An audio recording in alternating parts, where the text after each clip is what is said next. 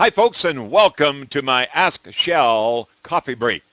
And today I'm going to address, which I have mentioned from time to time here on the coffee break, but this time I'm going to get right into the nuts and bolts of it, and that is composite decking versus that of wood species. Wood species could be western red cedar, could be yellow cedar, could be fir or hemlock, could be treated lumber. It could be any of those items, but believe you me, the most common out there today would be the 5/4 by 6 decking, and that's the treated material with the radiused edges. To use items like spruce or fir or hemlock for a deck is not good choices. Western red cedar is certainly a very good choice if you're wanting to be satisfied with just western red cedar and let Mother Nature take its course.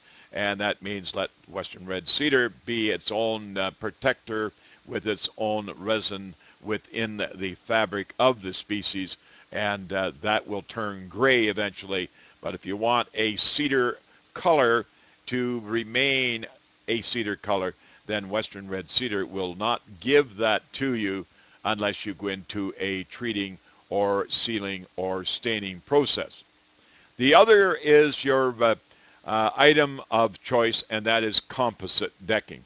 Composite decking, I really can't do it justice by showing you here on the video, but it is a polymer and everything from wood fiber to, you name it, paper fiber, all these different items and all the different types of colors, as well as connecting process, as well as connecting means of holding the product down to the joists themselves, and the floor joist being the large timbers underneath your deck.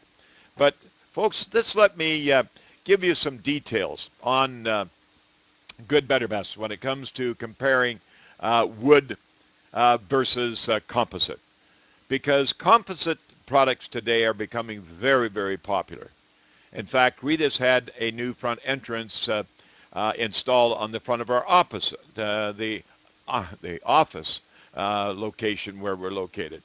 And it is all composite framing with a fiberglass composite door installed in the composite frame.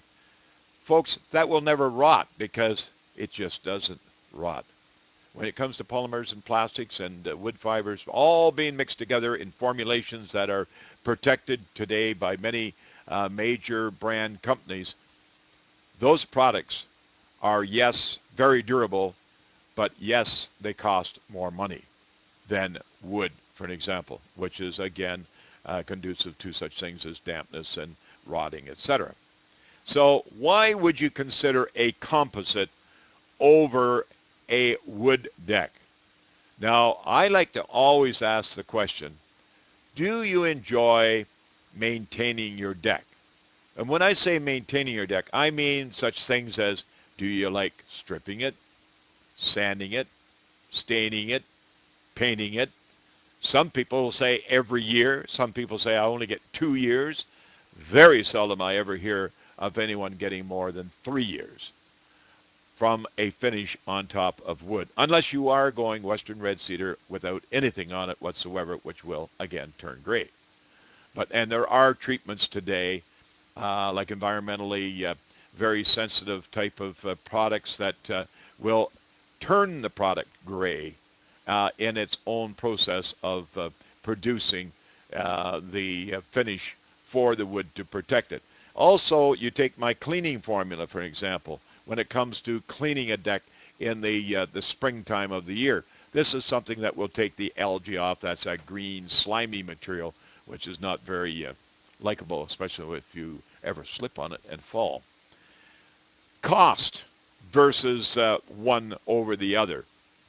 Cost, really, when you're looking at the top of your deck, all the joists, all your foundation, all your footings would remain the same no matter if you're using a wood, composite, or a treated wood. And When you're dealing with just the top deck, that's the part that you sun on and that's you entertain on, then you're likely talking anywhere up to 3 times more for the composite product. But keep in mind, folks, all it requires from that day forward is cleaning. Cleaning. I mean, some people love their electric pressure wash. You can use it on the composite. So when you consider 3 times, consider your deck. Let's say the deck cap was going to cost you $2,000 and composite $6,000. Well, when you consider the fact that, let's say, every 2 years, we'll take it in the middle. I know there's many, many people who do it every year. Some people leave it till that 3rd year rolls around. It looks pretty tacky, pretty shabby looking. So let's go to the 2-year. So if it's going to cost you $1,000 to have that cleaned and stained, and also wait for the weather to do so, because you got to make sure that you got around 8 to 9% to moisture content. And if you don't get that, and you're down close to the ground where a lot of the moisture comes out of the ground up into the bottom of a natural wood fiber, to keep a finish on that deck, especially when you didn't stain the bottom and the edges, all 4 sides, when you put it down, then you're going to be susceptible to having that problem with deck finish coming off. So you can see that every, let's say 10 years, let's say over a 10-year period, you're looking at a cost of $3,000 more to have that composite. Well, you can see by the time you maintain it every 2 years, over that period of 5 years, or 2 years, or whatever number of years, you can see where the investment is going to far outreach maintenance costs over that of a composite. So if you take that 6 and say, okay, that 2, 3, whatever number of dollars, or 2 or 3 times over that 10-year period, you're going to have to finish it. Some people even up to 8 times. You're really buying an investment of long term in that deck being composite. And you're buying time to enjoy a deck without having to worry about every spring, oh, it looks really awful, cleaning it, possibly stripping it, and restaining. So let's go through it really quickly here. If the deck was going to cost $2,000 in a treated wood, 3 times as much would be $6,000. $6,000 over 10 years.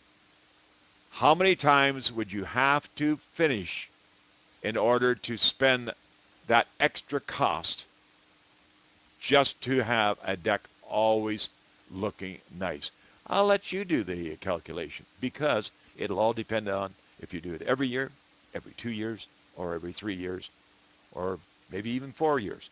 But over a 10-year period, I can pretty well assure you, you're going to have a deck that is costing you a lot of money, sweat equity-wise, time and material-wise, whereas your composite deck after 10 years will very likely look as good as the day you put it down, and everything will be just rosy, and the value of your deck attached to your house and the value of your home with the composite deck is going to show you a return in the event if you ever do sell. So keep in mind, there's many, many brands out there, for example. There's many, many colors out there. Like, for example, there's brands like Moisture Shield and Rhino Deck and Timber Tech and Trex, all these different product brands out there. Just make sure you're happy with the brand, you're happy with the experience, and don't be afraid to ask where you're buying from. Could you give me any references to talk to see how they are happy or how they are getting along with their composite deck? We do it all the time, because our Shell Busey Home Improvements, they do build a lot of decks in a year. So we like to help out folks. So good luck on your project using decking material, but you be the one to decide composite or treated wood, because I'll help you make it just that easy. Thanks for listening.